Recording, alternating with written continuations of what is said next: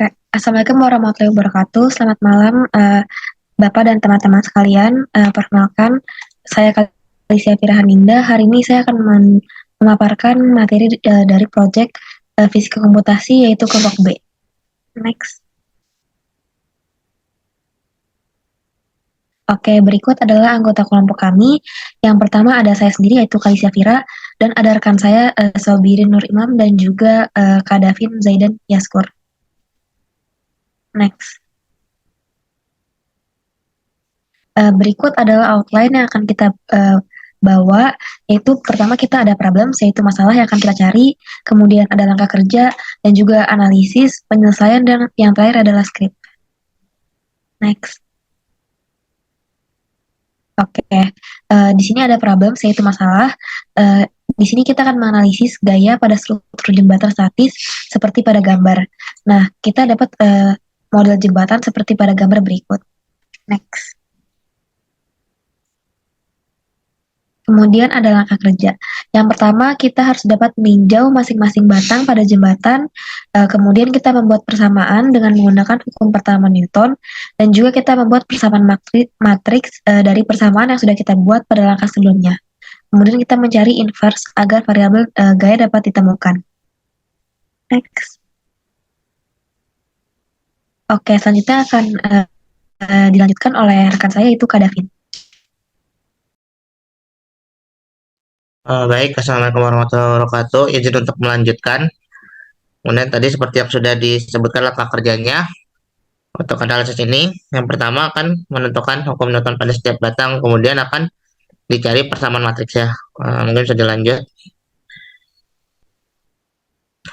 Nah, untuk langkah pertama yaitu akan mencari nilai dari gaya dengan menggunakan hukum Newton pada setiap batang. Untuk batang pertama ini dapat kita lihat banyak gayanya yang akan kita bagi menjadi kita proyeksikan menjadi sumbu X, sigma Fx, dan sumbu Y, sigma Fy, yang keduanya harus bernilai 0. Untuk sumbu X sendiri kita lihat pada batang 1 ada komponen gaya H3, gaya negatif F2, dan negatif F4. Sementara untuk komponen pada sumbu Y sendiri ada V2 dan F3. Kemudian selanjutnya untuk batang 2, sama seperti batang 1, kita proyeksikan terhadap sumbu X dan sumbu Y. Pada proyeksi sumbu X-nya, kita temukan gaya H3 dikurangi gaya F1 dikalikan dengan cos theta, kemudian dikurang dengan F5 yang juga dikalikan dengan cos theta. Sehingga, dan juga hasilnya semuanya 0. Kemudian untuk proyeksi terhadap sumbu Y-nya, terdapat komponen gaya V2, kemudian F1 sin theta, negatif F3, negatif F7, dan komponen gaya berat atau weight. Mungkin bisa dilanjut. Selanjutnya pada batang 3, proyeksi terhadap sumbu X kita dapatkan komponen gaya F2 ditambah F1 cos theta, kemudian dikurangi F4, dan dikurangi F5 cos theta, dan juga dikurangi F6. Kemudian untuk komponen sumbu Y-nya terdapat F4 sin theta dikurang F5 sin theta.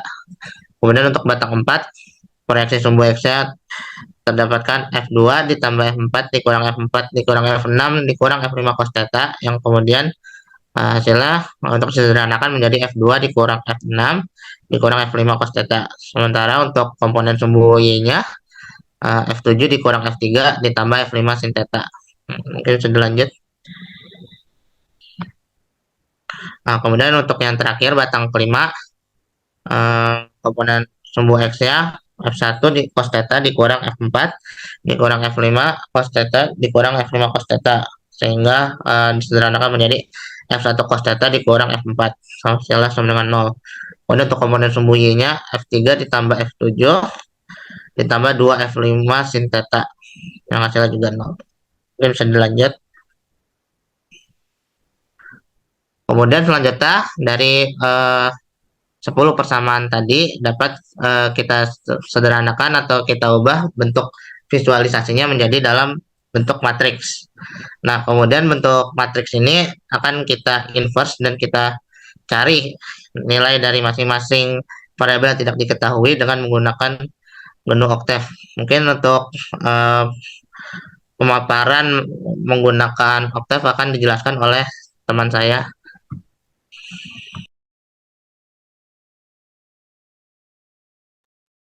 Ya, oke, untuk selanjutnya yaitu tentang script ataupun coding mengenai pemrosesan data dari analisis gaya yang sudah dibuat. Jadi analisis gaya yang sudah dibuat menggunakan hukum Newton dan dibuat matriks, kita ubah dari yang nilainya cos theta dan sin theta itu menjadi nilai sudut yang bisa dihitung. Sebenarnya bisa menggunakan itu, tapi lebih baik menggunakan yang bisa dihitung.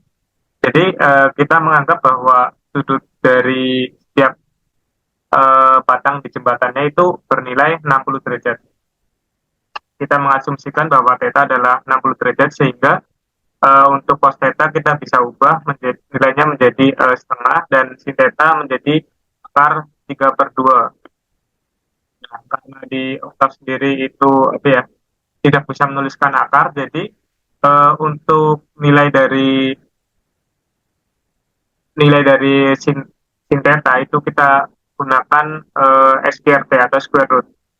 Nah, setelah itu setelah kita menyusun matriksnya lagi menggunakan octave, selanjutnya kita mengecek apakah samaan gaya yang kita buat sudah benar atau belum.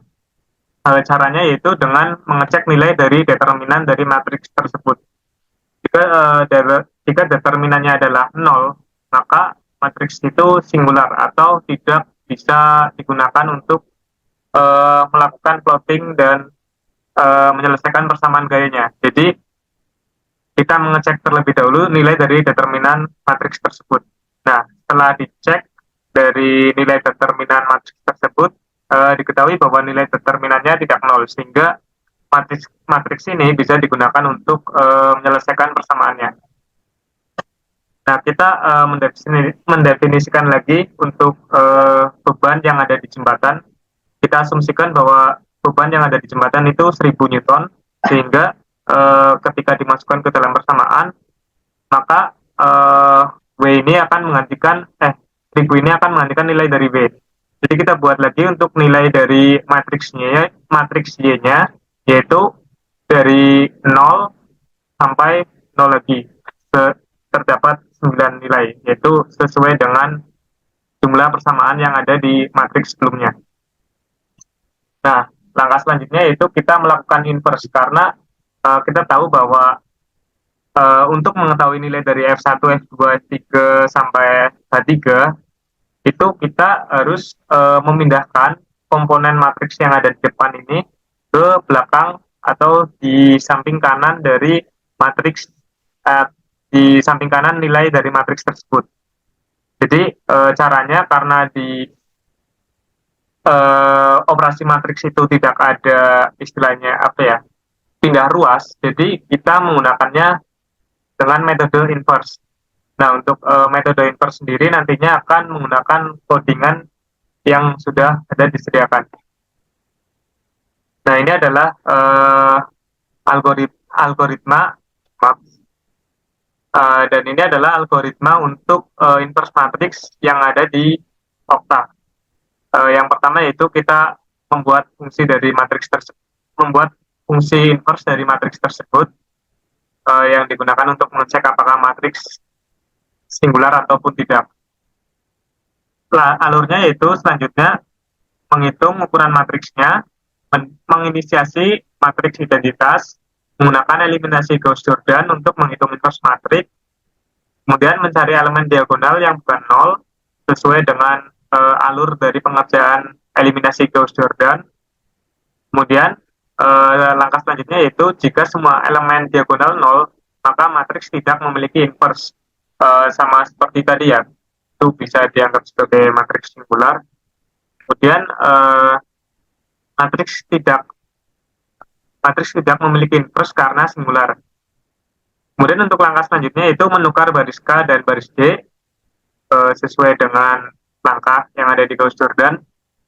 Kemudian ada langkah yaitu menggunakan operasi baris elementer untuk membuat elemen diagonal D menjadi 1, menggunakan operasi baris elementer untuk membuat semua elemen di bawah diagonal J menjadi 0.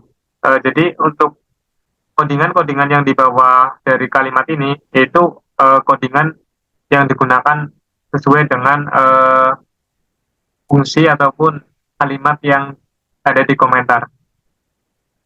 Kemudian langkah selanjutnya yaitu menggunakan operasi baris elementer untuk membuat semua elemen di atas diagonal menjadi 0. Jadi langkah yang ada di sini sebenarnya adalah langkah eliminasi Gauss-Jordan dan kita mengaplikasikannya dalam bentuk codingan oktav. Kemudian yang terakhir yaitu mengembalikan hasil inverse ke bentuk matriks. Nah, setelah kita memasukkan nilai dari matriksnya ke dalam fungsi inverse, maka akan didapat nilai inverse-nya. Mungkin akan saya tampilkan dalam bentuk program oktavnya yaitu. Nah, ini adalah program oktavnya. Jadi setelah kita membuat fungsi matriks, jadi setelah kita membuat fungsi inverse dari matriksnya, kita menggunakan fungsi tersebut di dalam langkah kerja dalam menyelesaikan persamaannya.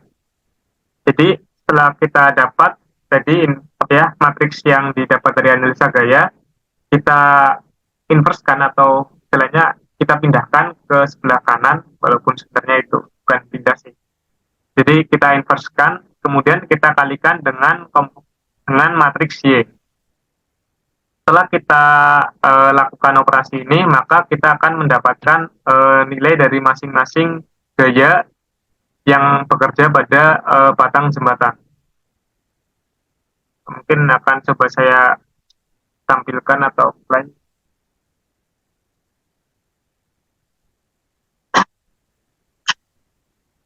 Jadi kita panggil program dari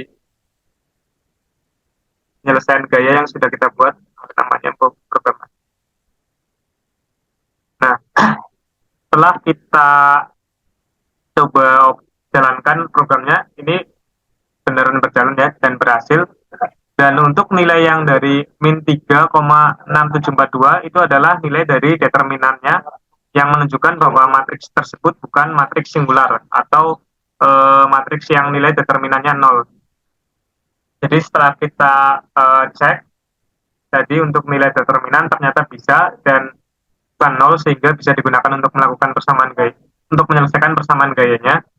Dan setelah dilakukan operasi lagi, kita dapat untuk nilai dari masing-masing gaya yang ada di jembatan, yaitu untuk F1 itu minus 1000, kemudian ada F2 minus 500 dan sekian sampai kita mendapat nilai dari gaya vertikal yaitu 6,6667 dikali 10 pangkat 2.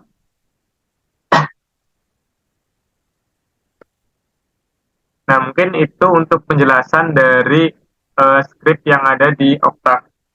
Jadi kita langkahnya yaitu yang pertama menganalisa gaya dari yang ada di batang jembatan, kemudian kita membuatnya ke dalam bentuk matriks.